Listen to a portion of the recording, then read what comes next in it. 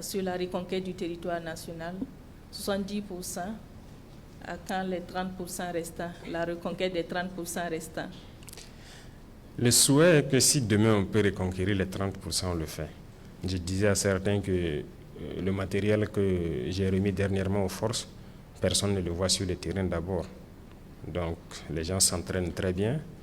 Actuellement, ils sont prêts. Donc dans quelques jours, la lutte va reprendre de plus belle et nous espérons aller très vite, reconquérir le maximum, reverdir autant que possible. Quand on dit reverdir dans notre jargon, ça veut dire avoir des espaces où les gens pourront faire leur tourisme, faire tout ce qu'ils veulent en toute liberté, vraiment free, comme on le dit, sans crainte.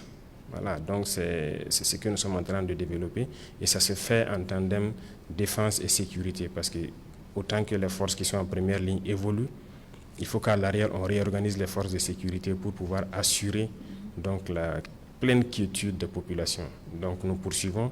2025 est décisif et nous allons aller dans ce sens pour que nous puissions reconquérir les 30% restants.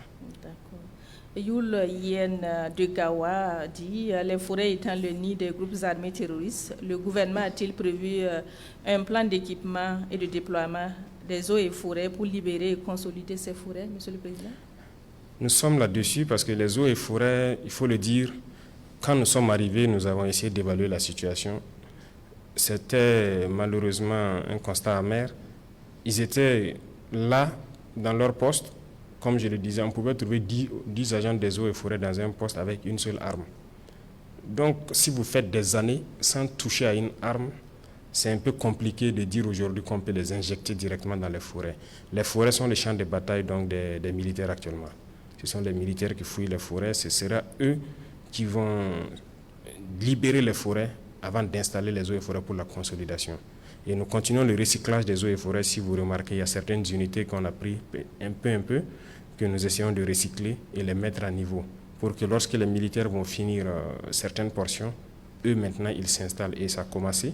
Il y a certaines forêts depuis l'intérieur qui ont été libérées par les militaires et les eaux et forêts qui ont été recyclées se sont réinstallées. Donc nous les avons rééquipés et au fur et à mesure nous continuons donc de faire monter leur puissance de feu pour qu'ils puissent contenir après le passage donc des militaires. D'accord. Nous allons revenir sur le deuxième volet de questions de Clément Guigemde qui demande que répondez-vous à ceux qui pensent que vous devriez vous consacrer uniquement à la guerre? On ne peut pas faire la guerre aujourd'hui sans développer. Si vous le faites, c'est que vous faites une erreur.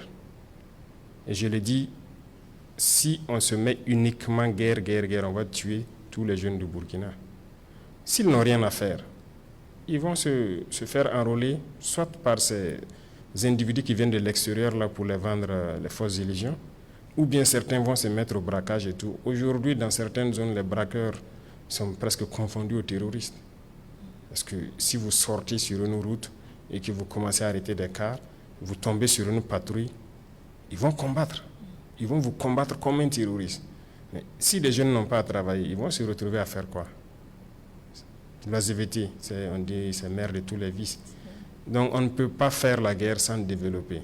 Il faut créer de l'emploi, il faut occuper la jeunesse pour que certains qui avaient l'intention d'aller vers donc, des itinéraires pas commodes, qu'ils puissent rester, se concentrer et travailler.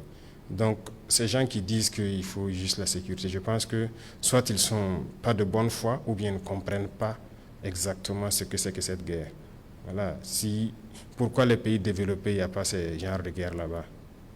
C'est dans nos pays, soi-disant pauvres, appauvris. Donc, il faut que nous reprenions en compte nos richesses et donner du travail à la jeunesse. Et je pense que ça accompagne la sécurité. Toujours dans le domaine de la sécurité, Aruna Diallo de PA voudrait savoir, est-ce qu'il est envisagé l'ouverture de commissariats de police dans les communes qui n'en disposent pas? Si vous avez encore suivi, il y a eu un des conseils des ministres justement où on a remodifié l'architecture de la sécurité.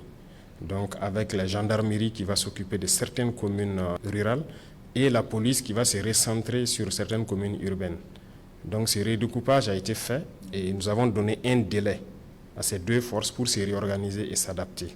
Et je pense que ça a commencé déjà dans plusieurs zones. Et les policiers ont commencé à reprendre leur position et les gendarmes aussi vont aller vers ces positions.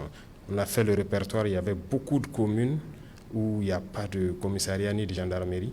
Et on se retrouve dans certaines communes et certaines villes où les postes sont doublés. Police et gendarmerie sont là ensemble, ils se piétinent et ils n'arrivent pas à faire le travail qu'il faut. Donc c'est partant de ce constat que nous avons décidé de prendre un texte pour situer donc la zone de responsabilité géographique de tout un chacun pour que toutes les communes aient la présence d'une force de sécurité. Donc ça va arriver et le décret là, il y a un délai de mise en œuvre que personne ne doit dépasser et nous suivons ça de très près.